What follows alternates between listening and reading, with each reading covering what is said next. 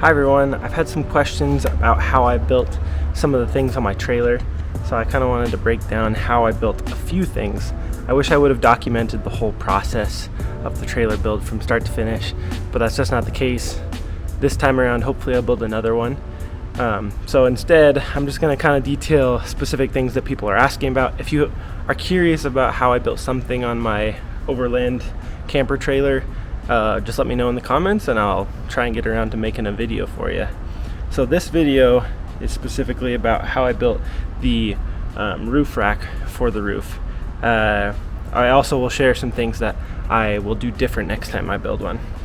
So the whole roof rack is built out of Unistrut or Super Strut, and so I'll just kind of break down the whole process.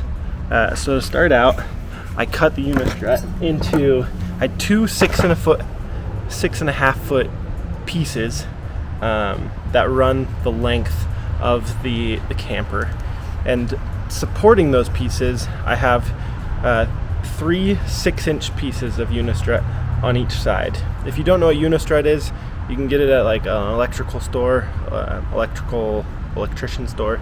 They hang conduit from it and stuff in buildings. Anyway, this is what it looks like. Anyway, I have 2 6.5 foot sheet pieces that run the length on each side of the trailer, and then 3 of these 6-inch pieces to support that long piece along the whole length of the trailer. In each of the small 6-inch pieces, I drilled holes in it. In this one I drilled a bunch, I didn't need to, but at least 2 or 3 screws in each of them going into the trailer. So I set it on the trailer with the gap up like that. So it sits on the top of the trailer like this, at the front, in the middle, and the back. Let me set down my camera here.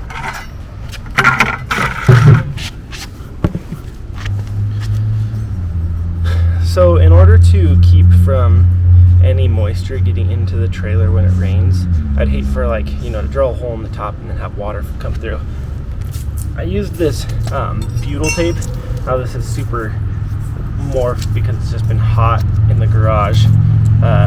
But this butyl tape is like a gummy tack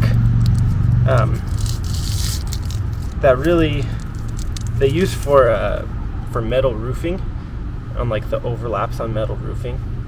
So this tape, what I would do is I would just run it all around where I'm gonna have my holes, really right over the holes. You can see there's holes underneath it, and I just went right over the top. And I ran this stuff all over underneath this Unistrut.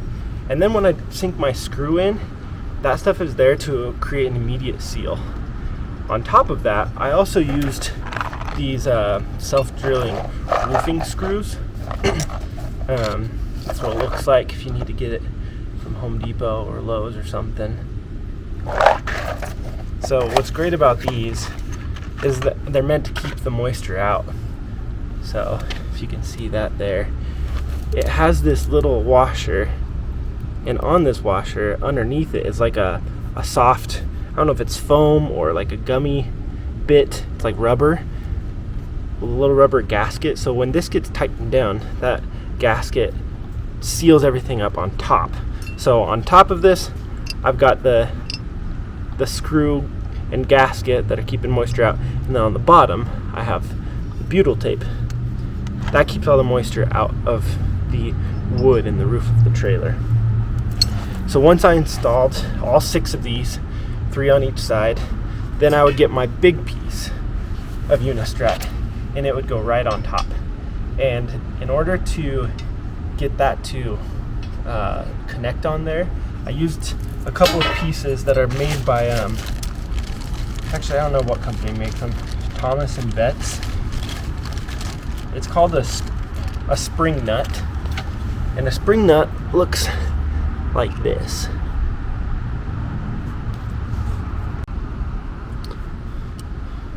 Spring nut looks like this. And what's great about these spring nuts, they're specially made for this Unistrut. Now I got the wrong size, so I actually ended up snipping these springs about half as big. I didn't really need the springs that much. The springs come in handy to just kind of get this to fit inside and push up and lock into place, but not completely necessary, just a little helpful. So I ended up cutting those off. Let's see if I can break it off real quick.